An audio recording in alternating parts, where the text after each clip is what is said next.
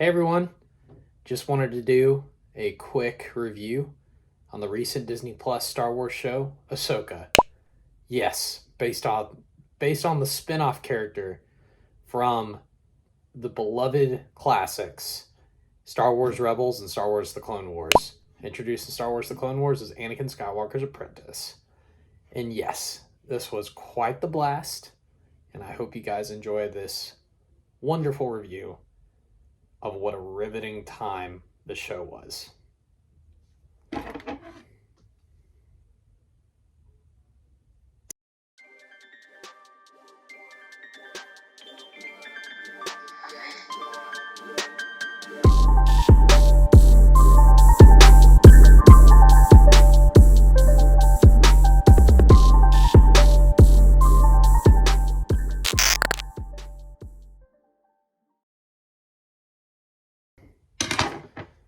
So, diving into some of the development of this show, it was announced first in late 2020 by Lucasfilm that they were going to be doing an Ahsoka-centered spinoff after she was featured in The Mandalorian Season 2, Episode 5, titled The Jedi, Chapter 13.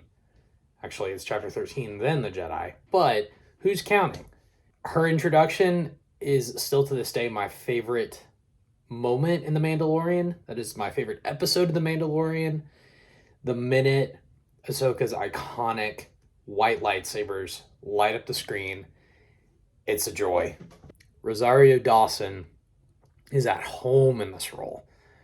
She brings that confidence, she brings the gravitas, she brings emotion and stoicism to her role as Ahsoka Tano so beautifully, and conveys the depth and the nuance of the character perfectly in that opening episode. However, if you have not seen Star Wars Rebels, I highly recommend that you turn around and don't watch this video, because it will contain spoilers from Star Wars Rebels, the TV show, in its entirety. The show does pick up roughly about 7 to 8 years after Return of the Jedi, and is set concurrently with The Mandalorian. The first 2 episodes are leading up to pretty much a live-action rendition of the epilogue of Star Wars Rebels, when Ahsoka meets Sabine on the Watchtower on Lothal to go find Ezra because she has news of Thrawn's return. And while that is the main drive of this show, it is also a deep character study on the relationship between a master and an apprentice. That is something that was driven home for me, because Ahsoka's a lone wolf. She doesn't have a home, she doesn't have a tribe, but she's driven by trying to help people, yet she is carrying all this guilt around from her past. She could have saved Anakin Skywalker from becoming Darth Vader. She could have given Sabine Wren a more regimented training path. Yet, here she is, out on her own, with nothing but a droid companion to go along with her.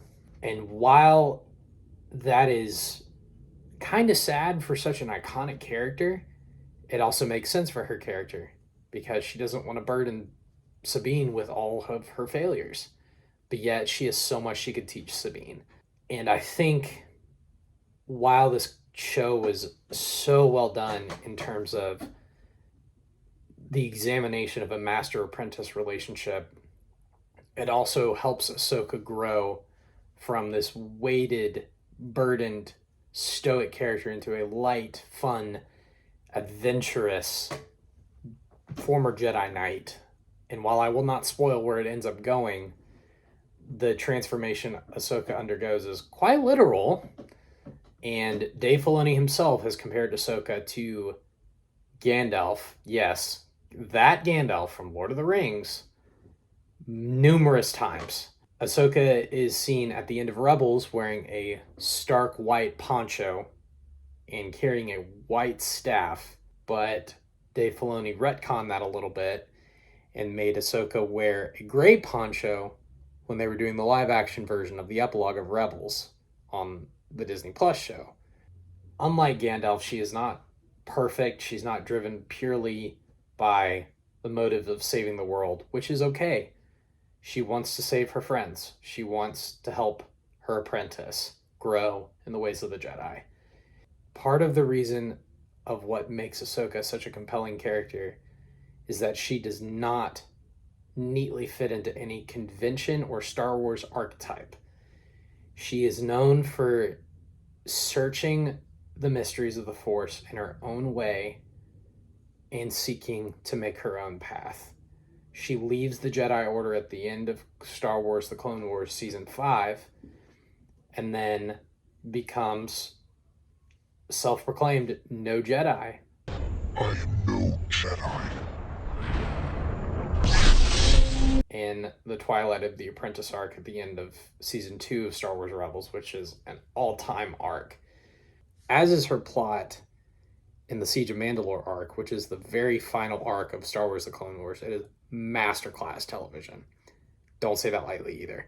Where this series picks up is, as I said before, Ahsoka is trying to find her way in a vast galaxy, hearing whispers of Grand Admiral Thrawn returning, and yet she does not feel confident in her abilities to do this. Part of the reason what made Ahsoka so fun to watch was seeing her wrestle with these burdens and these weights, but also Dave Filoni introduced some really cool content in terms of the Star Wars canon. The stuff that I don't think we would ever have seen if there had not been more deft hands.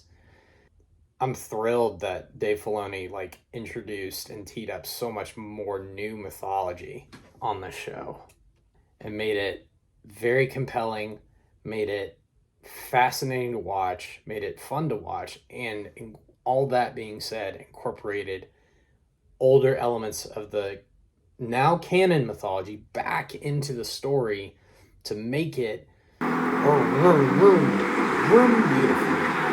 Unlike former shows like Obi-Wan or Book of Boba Fett, which similarly somehow are better than Star Wars The Rise of Skywalker. Still the worst Star Wars property to date. I stand by that opinion.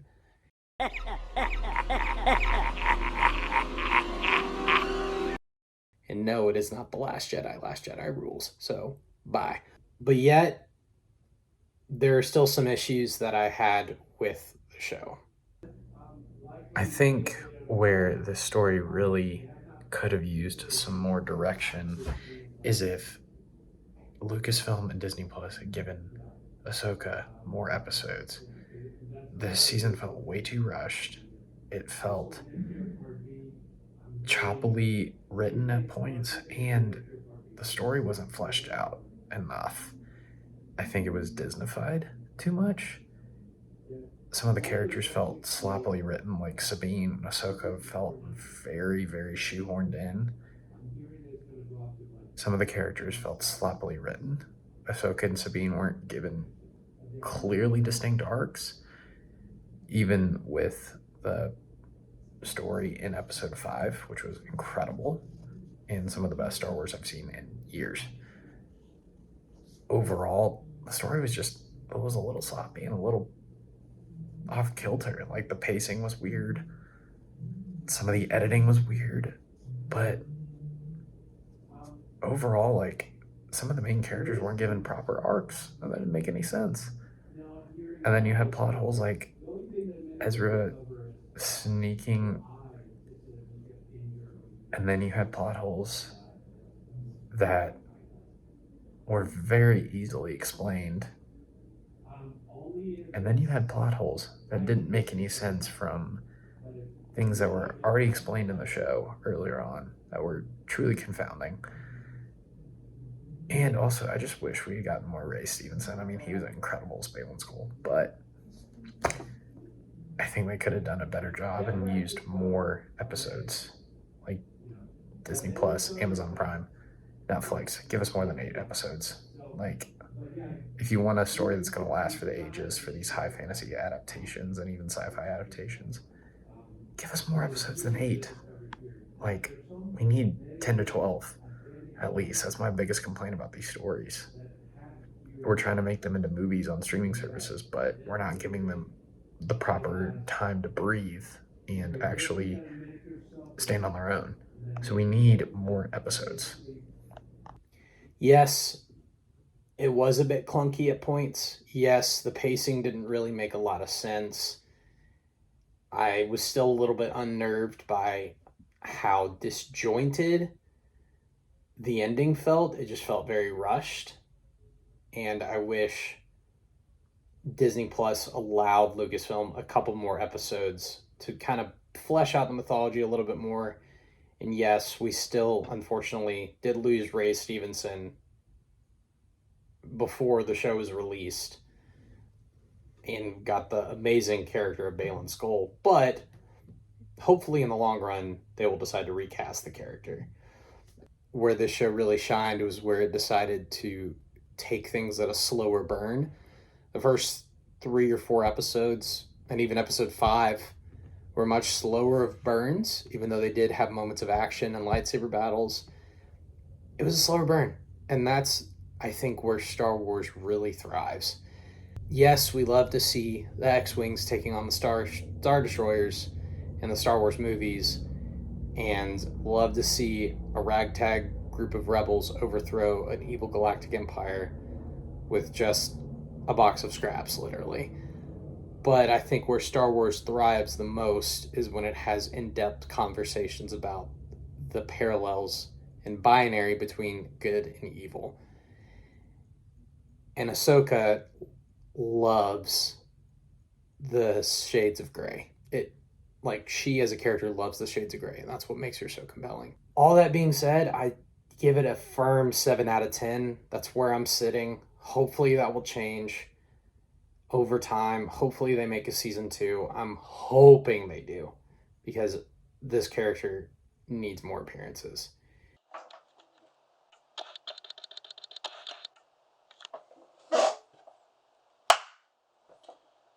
But until then, while we wait for more stories from these further and further away galaxies, let's hope Dave Filoni and co., along with Lucasfilm, are wise enough to bless us with an Ahsoka Season 2. But until then, please remember, these shows are important, these stories are important, they are wonderful additions to our lives. All that being said, you better remember, Driver picks the music. Shotgun shuts.